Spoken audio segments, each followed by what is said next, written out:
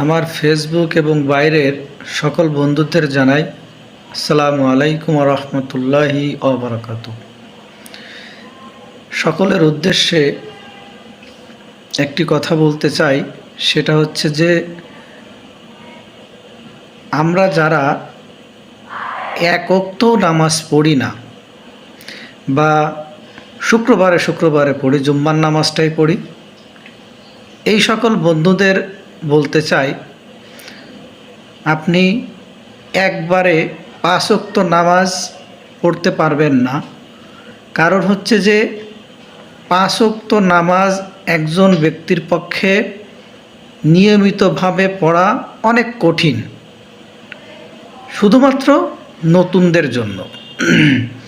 কিন্তু যারা প্রতিনিয়ত 5 ওয়াক্ত নামাজ পড়ে পড়ে অভ্যস্ত হয়ে গেছে, এদের ক্ষেত্রে কিন্তু কোনো সমস্যা না।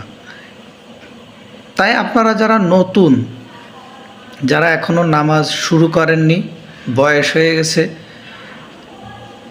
এখনও নামাজ 5 ওয়াক্ত পড়েন না, তারা চিন্তা করছেন যে কিভাবে শুরু করব, তারা আজ থেকেই অন্তত 1 ওয়াক্ত নামাজ হইলেও পড়া শুরু করেন। আজকে 1 ওয়াক্ত, কালকে 2 ওয়াক্ত, পরের দিন 3 ওয়াক্ত, এইভাবে করতে করতে দেখবেন যে একটা সময় আপনি 5 ওয়াক্ত নামাজ সুন্দরভাবে পড়তে পারতেছেন। কারণ কারোর পক্ষে, বিশেষ করে নতুনদের পক্ষে, একবারে 5 ওয়াক্ত নামাজ পড়া অনেক কঠিন। এটা আমরা যারা 5 ওয়াক্ত নামাজ পড়ি এরা জানে।